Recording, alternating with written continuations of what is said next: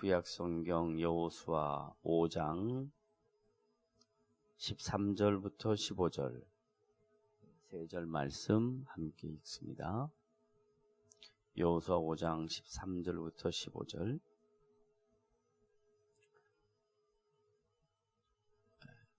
찾으셨으면 다 같이 한 음성으로 함께 읽습니다. 시작. 여호수아가 여리고에 가까이 이르렀을 때에 눈을 들어본즉 한 사람이 칼을 빼어 손에 들고 마주 서 있는지라. 여호수아가 나아가서 그에게 묻되 너는 우리를 위하느냐 우리의 적들을 위하느냐 하니 그가 이르되 아니라 나는 여호와의 군대 장관으로 지금 왔느니라 하느니라. 여호수아가 얼굴을 땅에 대고 엎드려 절하고 그에게 이르되 내 주여 종에게 무슨 말씀을 하려 하시나이까. 여호와의 군대 장관이 군대 대장이 여호수아에게 이르되 내 발에서 신을 벗으라. 내가 선 곳은 거룩하니라 하니 여호수아가 그대로 행하니라. 아멘. 하나님께서 하나님의 언약 백성들을 출애굽시키고 광야 40년 생활을 마감하게 하고 이제 하나님이 지시하는 땅 가나안 땅 바로 적진 앞에 이르렀습니다. 그러면 일반적으로 이스라엘 백성들이 해야 할 일은 적진과 싸우기 위해서 적진의 전략을 탐지한다든지 아니면 이스라엘 백성들 자체의 힘을 잘 비축해서 곧 있을 전쟁을 대비한다든지 이게 일반적인 얘기입니다. 그런데 성경에서 하나님은 여호수아에게 바로 전쟁을 해야 할 이스라엘 백성들 모두를 할례를 행하라 라고 얘기합니다. 이 할례를 행하는 것은 난지 8일 만에 할례를 시행하는 아브람 이후의 언약 백성들의 전통과 규례를 벗어나서 광야 생활하면서 태어난 2세대들이 매일매일 옮겨 다녀야 되니까 난지 8일 만에 할례를 받을 수가 없었어요. 그래서 약 40세 이하 된 남자, 다른 말로 표현하면 전쟁하기에 용이한 군인들, 젊은이들 모두 다 할례를 받게 합니다. 할례를 받으면 보편적으로 건강이 회복될 때까지 할례 받았던 자리가 치유될 때까지 시간이 많이 걸려요. 그러면 전쟁을 해야 하는 이스라엘 백성들의 입장에서는 상식적으로 이게 이치에 맞지 않는 일입니다. 근데 하나님께서 여호수아를 통해서 명령한 대로 지금 할례를 받고 있습니다. 그런데 이제 할례를 받고 난 다음 여리고를 가까이 향하여 가고 있을 때에 여호수아 앞에 어떤 한 사람이 칼을 들고 나타납니다. 그러니까 이스라엘 백성들을 이끌어가고 있는 지도자 입장에서는 그 무장을 한 사람이지만 그 한 사람이 우리의 적군인가 아군인가 알아야 되거든요. 그래서 오늘 말씀처럼 너희가 우리 편이냐 아니면 적이냐 라고 묻습니다. 그러니까 그 한 사람이 아니다. 적의 편도 아니고 너희의 편도 아니다. 나는 여호와의 군대 장관이다 라고 이렇게 얘기합니다. 지금 이런 맥락에서 우리가 이해할 수 있는 내용은 아니 하나님의 말씀이 어떻게 이렇게 비상식적이고 비논리적이고 우리가 도저히 이성으로 이해할 수 없는 방향으로 흘러가냐 이 말이에요. 적이면 적이고 아니면 우리의 우군이면 우군이어야 되는데 그게 아니다. 그리고 얼토당토않게 여호와의 군대 장관이다. 이렇게 이야기합니다. 이 말에 담아있는 뜻은 어떤 의미를 우리에게 주고자 하느냐? 첫째, 이스라엘 백성들에게 있어서 전쟁은 사람의 힘으로 되어지는 결과가 아니다라는 얘기. 하나님의 언약 백성들에게 하나님이 싸우라고 명령할 때 그 싸움은 영토를 빼앗고 상대방에게 있는 모든 물건들을 탈취하고 그들이 누리고 있는 번영을 추구하기 위해서 싸움을 시키는 게 아니고, 하나님이 언약 백성들에게 명령하는 싸움은 하나님과 이방신들과의 싸움을 통해서 이방신들을 섬기고 있는 저들의 잘못된 가치관이 얼마나 허무한가, 얼마나 무미한가 하는 것을 가르치고, 하나님의 언약 백성들에게는 하나님만이 참신이며 너희들은 하나님의 말씀에 순종하고 살아야 될 거룩한 백성이다, 이걸 가르쳐 주시기 위해서 전쟁을 하게 하시는 겁니다. 지금 우리가 생각할 때 남과 북이 사상적으로 대치되어 있어서 남과 북이 전쟁하면 누가 이기냐, 이런 개념의 전쟁이 아니고요, 하나님과 하나님이 아닌 우상들과의 신과 신의 싸움입니다. 그런데 이 우상의 신은 비인격적이고 살아있지 않는 신입니다.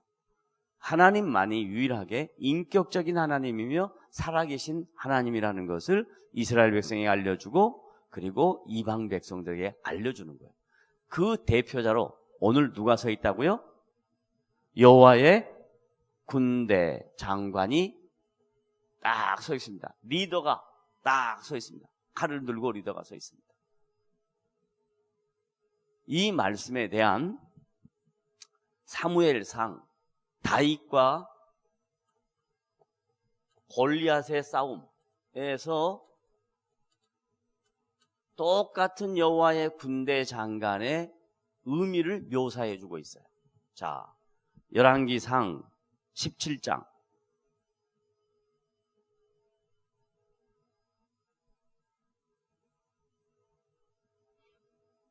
45절부터 보십시다. 열왕기상 17장 45절. 지금 목동이었던 소년 다윗과 블레셋의 약 3m 정도 되는 군대 장관 골리앗과의 싸움을 묘사하는 내용입니다. 사무엘상 17장 45절부터 읽습니다. 시작. 다윗이, 사무엘상 17장 45절 찾으셨나요? 시작. 다윗이 블레셋 사람에게 이르되 너는 칼과 창과 단창으로 내게 나아오거니와 나는 만군의 여호와의 이름으로 내게 나아가노라. 자, 블레셋의 군대 장관 골리앗은 뭘 가지고 나왔어요? 칼과 창과 단창. 다른 말로 말하면 그때 당시 가장 유력한 무기들을 들고 나왔어요. 그런데 골리앗을 대항하는 다윗, 목동 다윗, 소년 목동 다윗은 뭘 가지고 나왔어요? 아무것도 갖지 않고 뭐 가지고 나왔어요? 이스라엘의 군대의 하나님의 이름. 뭐요? 여호와의 뭐? 이름. 여기서 이름이라는 표현은 하나님이 갖고 계신 모든 인격적인 능력들을 총동원한 뜻입니다. 다윗이 여호와 여호와 이렇게 부르는 것이 아니라 여호와의 이름 하면 여호와가 갖고 계신 모든 인격적인 능력들을 총동원해서 내가 너 앞에 나아갔다 라고 이야기해요. 그러면서 46절 시작. 오늘 여호와께서 너가 누구예요? 골리앗을 그 다음 누구에게? 내 손에 넘기노니. 내 손은 누구예요? 다윗의 손에 넘기시리니 다윗이 골리앗을 쳐서 내 목을 베고. 지금 다윗에게 칼이 있어요 없어요? 없는데 지금 이렇게 말하는 거예요. 내 목을 베고 그 다음에 블레셋 군대의 시체를 오늘 공중의 새와 땅의 들짐승에게 주어 온 땅으로 이스라엘에 하나님이 계신 줄 알게 하겠고, 이스라엘을 지키는 언약 백성들을 보호하는 하나님의 하나님 되심을 알게 하겠고, 또 47절 시작. 여호와의 구원하심이 칼과 창에 있지 아니함을. 칼과 창 뭐예요? 골리앗, 세상의 힘 있지 아니하고 이 무리에게 알게 하리라. 전쟁은 누구께 속했다? 여호와께 속한 것인즉 그가 너희를 우리 손에 넘기시리라. 그러니까 구약에서 전쟁은 누구의 전쟁이다? 하나님의 전쟁이다. 지금 여리고에 들어가는 이스라엘 백성들의 마음에 여리고성을 우리의 힘으로 저들을 쳐부수는 것이 아니고, 이스라엘 백성은 할례를 받고 힘이 기진맥진하고 준비한 것도 아무것도 없는데 여리고성을 들어가는 이스라엘 백성들의 전쟁은 누구에게 있다? 여호와 하나님께 있다. 그러면 우리들도 지금 어려운 인생을 살아갈 때 우리 믿는 신자들의 삶 속에 다양한 전쟁이 있을 텐데, 다양한 적고 큰 전쟁들이 있을 텐데 똑같이 하나님이 해주면 얼마나 좋겠어요. 에? 나 대신 하나님 와서 싸워주면 얼마나 좋겠어요. 나 대신 하나님이 나타나서 나의 대적들, 나의 사업의 파트너들 하나님이 다 물리쳐주면 얼마나 좋겠어요. 지금은 그게 아니란 말이에요. 그럼 이게 뭔 말이냐 하는 겁니다. 예수 그리스도께서 전쟁을 치르는 방법과 하나님께서 여호와의 군대 장관으로 전쟁을 치르는 방법이 다릅니다.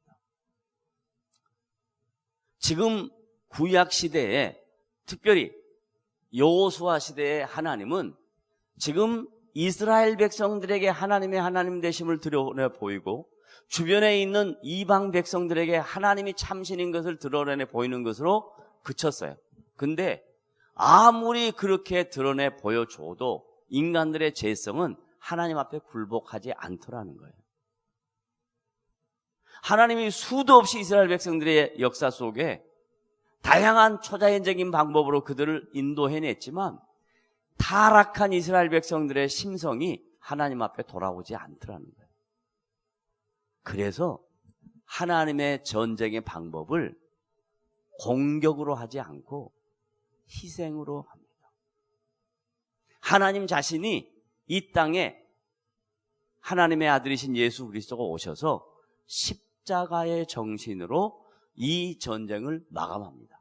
그래서 신약에서의 전쟁은 구약에서의 전쟁과 같은 의미가 아니에요. 우리가 성경 읽으면서 특별히 사무엘상 17장 47절 같은 거 읽으면서 그래, 전쟁은 여호와께 속한 것이다. 자, 우리가 좀 이따 필리핀에 가서 복음 전하러 가는데 이 영적 전쟁 여호와께 속한 것이니 주여 이 전쟁에 우리를 이겨 주시옵소서. 이렇게 가면 이건 완전히 꽝인 거예요. 이건 아니에요. 이건 뭐냐? 자, 예수님이 뭐라고 말씀하셨는가? 마태복음 26장으로 갑니다. 마태복음 26장.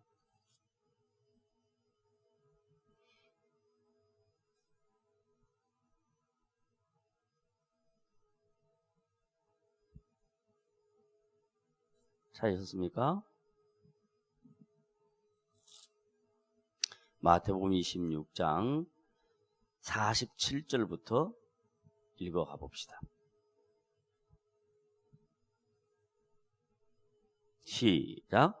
말씀하실 때 12 중에 하나인 유다가 왔는데 대제사장들과 백성의 장로들에게서 파송된 큰 무리가 칼과 몽치를 가지고 그와 함께 하였더라. 자, 똑같아요.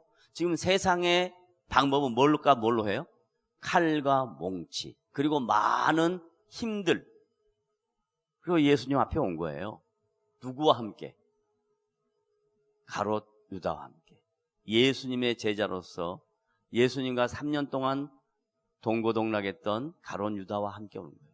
다른 말로 말하면 하나님의 나라가 이루어지는데 그 구성원 중에 한 사람이 혹은 여러 사람이 이렇게 가롯 유다처럼 배신을 때릴 수 있다 없다?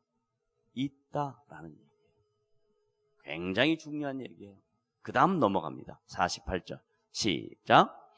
예수를 파는 자가 그들에게 군호를 짜 이르되 내가 입마누치는 자가 그이니 그를 잡으라 한지라.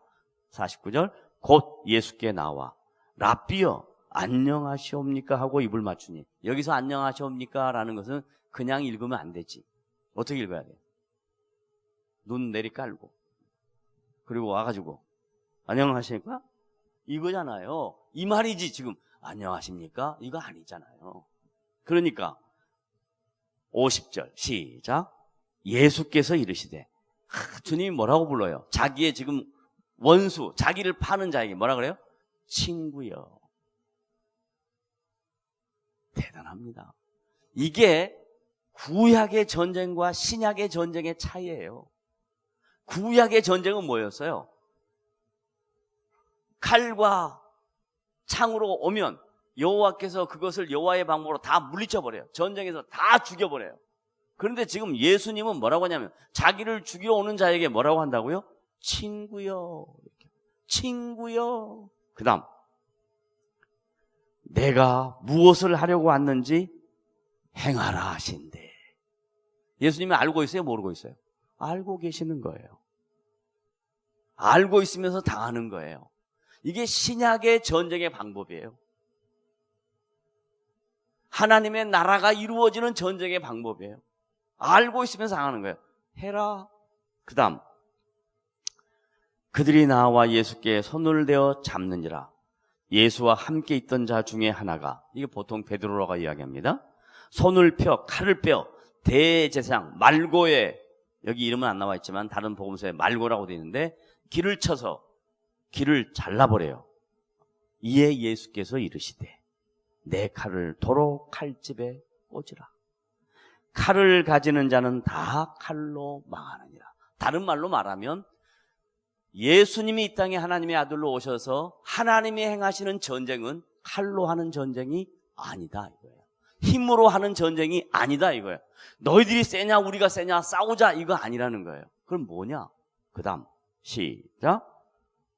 너는 내가 내 아버지께 구하여 지금 12군단. 자, 이게 로마 시대 때 표현이니까요. 그 당시 군단하면 군단. 지금 우리나라도 군단이 제일 크잖아요. 사단이라고 이야기해요. 사단. 왜 군단? 군단이 몇 명인 줄 알아요? 로마 시대는 군단이 6,000명이었어요. 6,000명 곱하기 몇 군단? 여기 나오잖아요. 12군단. 그게 얼마예요? 뭐 72만이야? 7만 2천이지. 72만이에요? 7만 2천이죠. 그런데 여기서 말하는 12군단이라는 것은 꼭 12군단을 가리키는 게 아니라 많다라는 표현이에요. 이 많은 군단을, 많은 군인을 내가 못 데려올 줄 아느냐? 그러잖아요. 너는 내가 내 아버지께 구하여 지금 12군단 더 되는 천사를 보내시게 할 수 없는 줄로 아느냐? 이게 뭔 말이냐면 여호수아의 칼을 들고 서 있는 여호와의 군대 장관이 한 명이었지만 사실은 한 명이 아니라 수도 없이 많은 하나님의 군사가 있다는 거예요. 근데 그때는 싸움으로써 적을 패퇴시켰지만 예수님이 하나님의 아들로 오셔서 온 인류의 구원을 이루시게 할 때에는 싸움으로 하는 게 아니라 어떻게 한다고? 십자가의 죽음으로 한다는 거예요. 이게 구약과 신약의 차이예요. 구약에서는 하나님이 직접 나타나서 전쟁에서 수많은 사람을 죽입니다. 왜요? 이스라엘 편을 들어서 이스라엘 백성이 하나님의 하나님 되심을 알게 하는 거예요. 그래서 하나님 잘 섬기라고 하는 거예요. 그런데 전쟁 끝나고 나면 또 금방 잊어버리더라 이거예요. 그걸 몇 년 동안 하나님이 속냐? 얼마나 속았을까요? 하나님이. 아브라함부터 시작해서 2000년 동안 속았어요. 그럼 여러분이 하나님을 속이는 건 별거 아니에요. 여러분 할 말 얼마나 많이 속이세요. 근데 안 속이는 것처럼 다 폼 잡죠. 여러분은 신앙생활하면서 수도 없이 저를 비롯해서 하나님을 계속 속입니다. 그런데 다행히 우리는 100년 이상은 안 속여요. 그래 하나님 성질 안 낼 거야. 이스라엘 백성 2000년 동안 속였어요. 2000년 동안. 그러니까 하나님이 안 되겠다. 내가 직접 내 아들 독생 성자 예수 그리스도를 이 땅에 보내서 이제 다른 방법으로 전쟁을 공격용으로 하지 아니하고 전쟁을 십자가의 방법으로 죽음으로 희생으로 내가 전쟁을 마감해서 온 인류를 구원해 내겠다. 그러니까 신약의 전쟁과 구약의 전쟁은 다릅니다. 근데 지금도 수도 없이 많은 사람들이 저기 예루살렘 그쪽으로 가는 걸 어디 간다 그래요? 성지순례. 이건 말도 안 되는 이야기예요. 지금 성지가 없어요. 여러분이 서 있는 자리가 성지예요. 좀 이따 뒤에 나오니까 좀 더 이따 이야기하기로 하고. 지금도 아랍 사람들과 이스라엘 사람들은 성전한다고 그래요. 성전은 없어요. 지네들 땅 따먹게 하고 우유랜다. 석유 많이 팔아 처먹으려고 하는 싸움이지 무슨 저 성전이 다 거짓말이에요. 다 거짓말. 성전은 없어요 지금. 자, 그 다음 54절 시작. 내가 만일 그렇게 하면 이런 일이 있으리라. 한 성경이 어떻게 이루어지겠느냐 하시더라. 그러니까 성경에 하신 말씀이 뭐냐면 예수님은 시편 저자예요. 다 당하고 이사야 선지자의 말씀이에요. 그는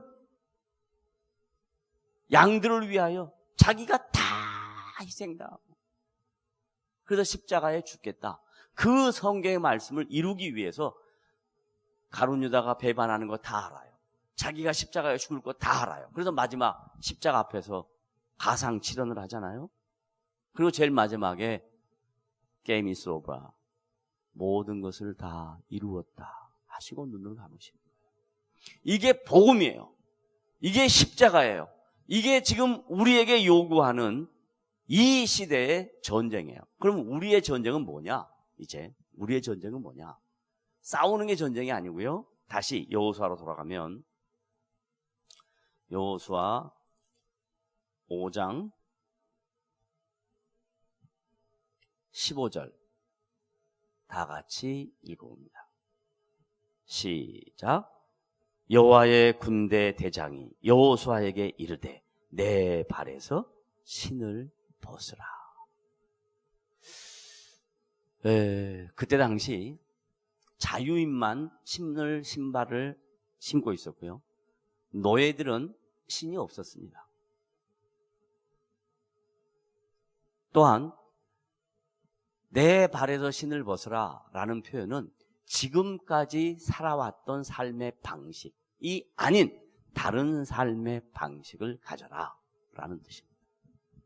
내 발에서 신을 벗어라.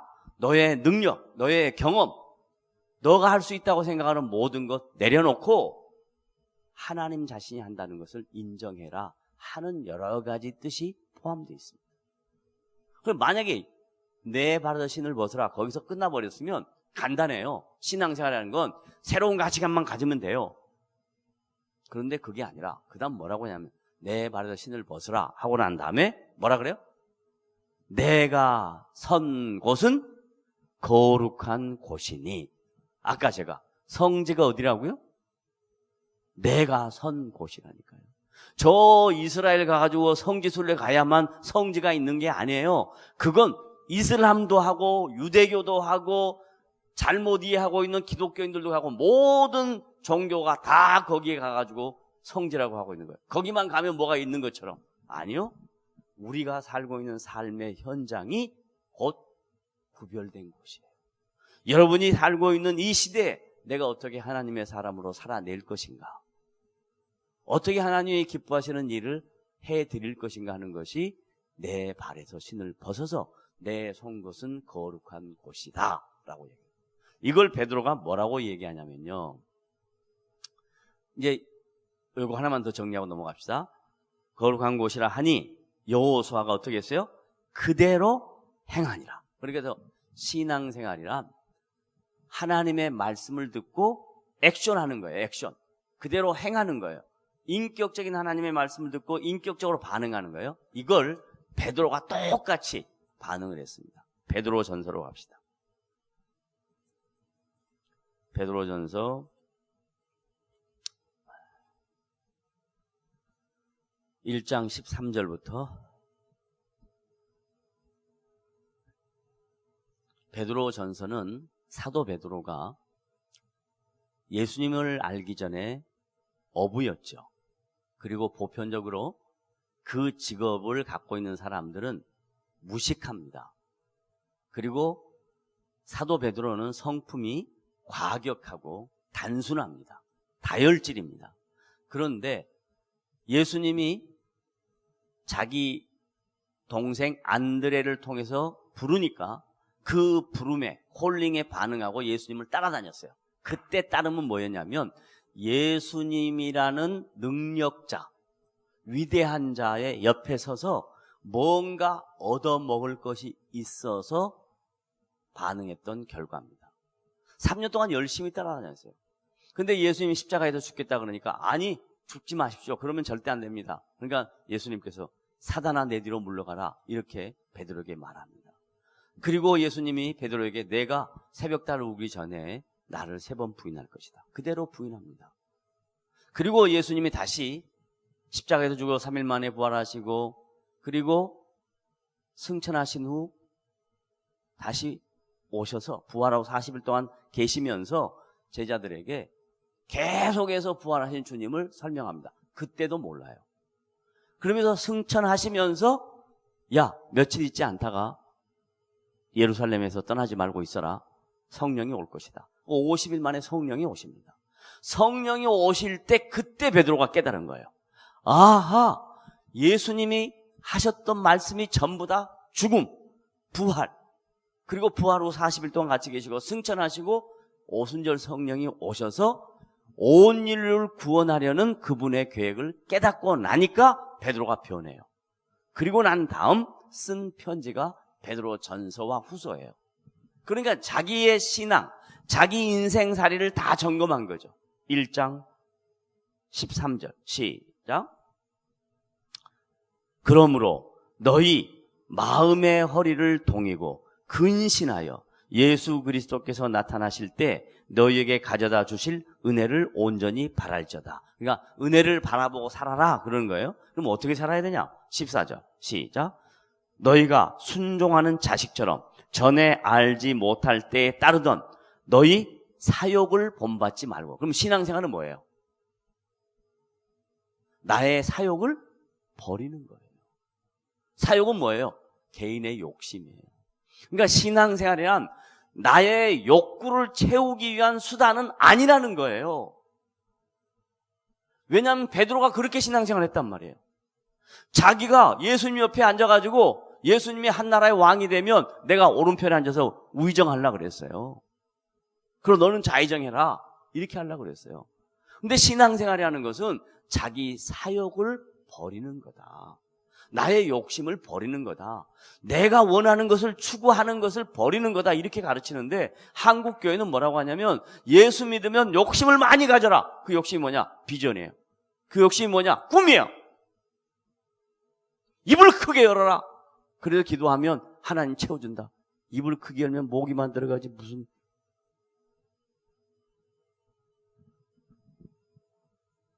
너희 사욕을 벗어버리고 그 다음에 15절 시작. 오직 너희를 부르신 거룩한 이처럼. 거룩한 이가 누구예요? 예수님처럼 너희도 모든 행실에 거룩한 자가 되라. 그러나 신앙생활은 뭐예요? 거룩함을 추구하는 거예요. 그럼 거룩함은 뭐냐? 구별된 가치관이에요. 그럼 뭐가 구별되냐? 세상의 가치관과 구별되는 거라니까요. 세상 사람들은 맨날 눈 뜨면 오늘 하루를 어떻게 살아가지? 오늘 내가 어떻게 돈을 벌지? 난 어떻게. 그게 아니고 주님의 백성들은 하나님 오늘 나에게 하루를 주신 것 감사합니다.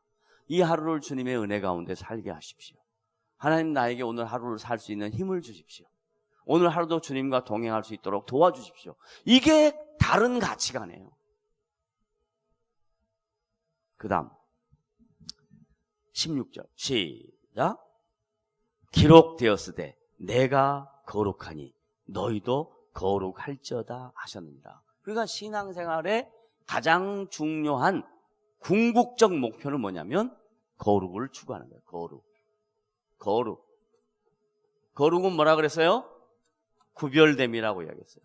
그러니까 이 구별됨은 작년보다는 올해가 좀 나아져야 되지 않냐 이 말이에요. 여러분 어려우니까 쉽게 설명해 드릴게요. 작년보다는 올해가 좀 나아져야 되지 않냐 이 말이에요. 네?